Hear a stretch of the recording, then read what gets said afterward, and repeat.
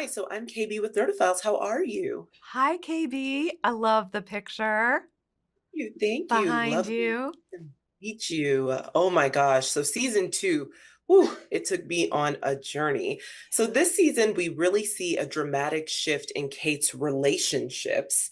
So first, did you always know you wanted to create kind of this palpable tension between Kate and Austin this season and sort of kind of dismantle that alliance? Just because, to a degree, that partnership, I don't know, it almost feels satisfying as a viewer for it to be fractured in the way that it is. Yeah. There is some Jane Austen influence on this, like a little bit of uh, you know, they're standing so close together and yet will never touch kind of thing. That was part of the idea for the show from the very beginning. And uh the kind of like the simmering bubbling beneath the surface between the two of them is just like endlessly delicious. Yeah, it is. And so it was really kind of refreshing to see this shift because I think Kate always kind of assumed that she would be in Austin's good graces, like once they kind of formed this Yeah. alliance. And so to see her be so wrong about Yeah. that by the end of season two is Yeah. very, very telling and interesting to see what comes next for sure. Yeah. I mean, that's the like those relationships, they're so important and they're so meaningful and they're so joyful. And then when they fall apart, you're losing an important business contact and somebody who actually understands the language that you speak in a way that most people don't. It's devastating. Yeah, I was about to say that it's also a very calculated relationship, Yeah. in a lot of ways, because they Hmm. have to be very smart about what it is that they say, the level of trust and depth that they can go into for sure. Yeah. But additionally, can you share just a little bit about your decision to explore Kate and Vice President Penn's dynamic in the way that you did? Mm. Because their scenes together are some of my favorite this season. What was really the choice behind kind of giving Kate a sense of almost longing for the vice presidency role over more than just kind of a sense of duty? And then, like, once she comes to terms with that, almost immediately snatching it away. Yeah. I think that I think it's easy to say, I wouldn't want to do that very powerful job. I'm thinking about more important things. And oh, no, no, no, I couldn't possibly. But then you realize that you've kind of grown more attached to the idea and that it is exciting. And the parts of it that you claim to hate, maybe you don't entirely hate. Mhm. And, uh, and she finally starts to see it. She finally starts to see a path forward, a way to kind of become this thing that she feels like she doesn't have in her, but then suddenly maybe thinks she does, and then it's gone. I know. I'm like, whew. But so I also have to ask, just kind of when it comes to Hal, Yeah. because Hal and Kate have such like a deeply layered and contentious kind of personal and professional relationship at times. And obviously we see that it feels like Hal is driving the driving force really behind kind of this vice presidency. Yeah. And so I really have to know, does Hal love Kate or does he love power more? Because it's really hard this season to know if he truly loves her and has, kind of her best interests at heart, or if, he's simply using her as a pawn in kind of his power play. Oh, I think he loves her desperately, continuously, and committedly, and he does not see any difference between something that's good for her and something that's good for him. I think he sees Mm. them as a single entity, sort of swimming forward through the world. And if there's an opportunity for something really great for her, he's going to push for that. If there's an opportunity for it for him, he's going to push for that.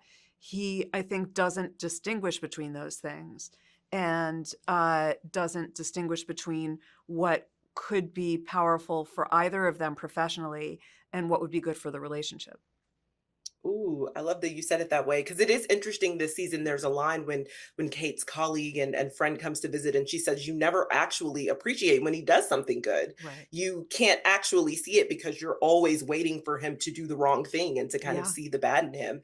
And Yeah. so I think we as viewers, or at least for me, I kind of took on that stance as well. I was kind of like, "What is Hal hiding? He's always hiding something. What is he doing?" So it's lovely to hear you say that you kind of feel like he views them in tandem in a lot of ways, and he views them kind of as one. I'm so glad that you picked out that moment because that's one of my very favorites. I think it's really easy for us to kind of like make assumptions about like who's the problem in the relationship. And then like you live in that narrative for a really long time and you start to see every situation through it. And, I've had those moments where like friends I haven't seen for a while show up and are like, are you sure he's the problem? Mhm. Are you sure? Yeah. And it's good because you need that. I mean, we need friends who will have tough conversations with us and to also call us out and be like, he actually is not doing anything wrong in this scenario. You are. So let's try to Yeah. reframe what our beliefs are kind of in that moment about this relationship and about this person. Yeah. Well, listen, I mean, with obviously that bombshell of a cliffhanger that you left us with at the end of season two, I need season three to drop in December. I'm not sure Netflix is going to agree, but I'm like, please, please, please. But just thank you so much for taking time to chat with Nerdophiles. Can't wait for everyone to see season two. It is so fun talking to you and thank you. Thanks. Have a great day. Bye. Bye.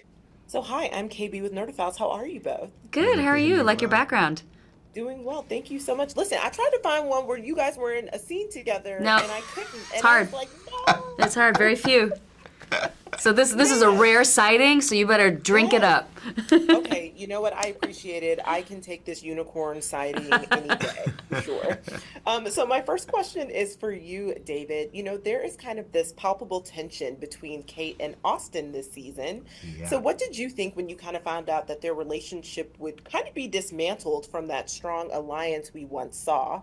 And do you Mm. think that they'll ever get back to at least the type of professional relationship they once had without kind of Austin feeling like Kate is using him as a pawn? Yeah, great question. I was a little sad when I saw that. I think sad for him because I think he put so much focus on career and getting it right. And I understand that as well. I understand why he would do that because, as I've said before, the ramifications of being the first person of color in that role and the duty that comes with that, the people that are looking up to you, the way that the sharks and the knives are out for you, is it hits differently.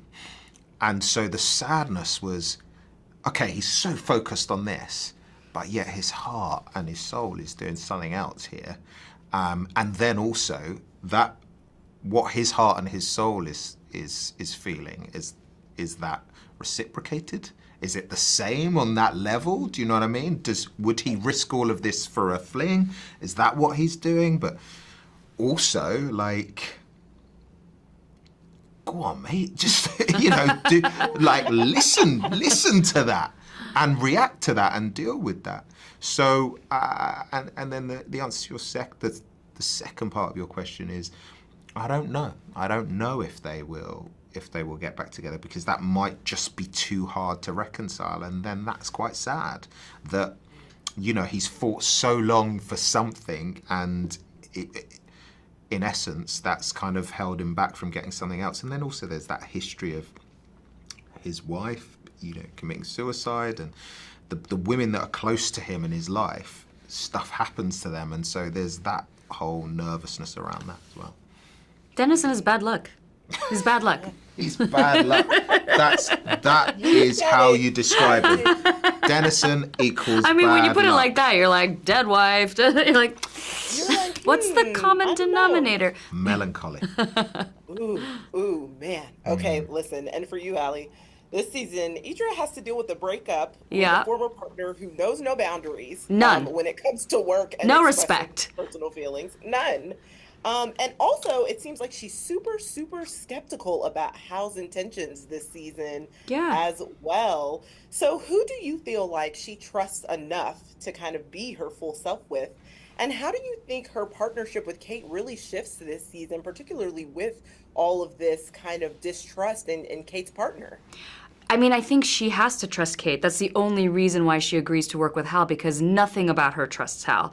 And especially after what happened first season. But she has no choice. I think Kate is the closest person to her this season. I don't know that Eidra shows her full self to anyone, you know? I think Idra's full self is like alone with a drink. But so I think that she's in a position she doesn't want to be in. But I do know that in this line of business of intelligence, you're often having to trust people that you don't actually trust. So that is something that she's probably used to, even if this situation is particularly dangerous. Yeah, it's almost like the facade of trust. Everyone has it. Like every single character has on like a mask of trust for every single person that they're Totally. interacting with. And I will say, as a viewer, it's really intriguing to watch because you aren't entirely sure who has pure intentions, but then you're kind of like, well, I guess no one does. I mean, Yeah. like the reality is Yeah. like maybe that's no one. Yeah. Yeah. But listen, brilliant, brilliant second season. I told Deborah yesterday, like, I really wish Netflix would give me season 3 in December. I know that's not possible because I need to know what happens. After Meanwhile, that Deborah just got cliffhanger. stressed. She was like, December. She was like, too soon, too soon. But yeah, brilliant performances, and can't wait for everyone to see season 2. And thank you so much for taking the time to chat with Nerdophiles. Thank you. Thank you.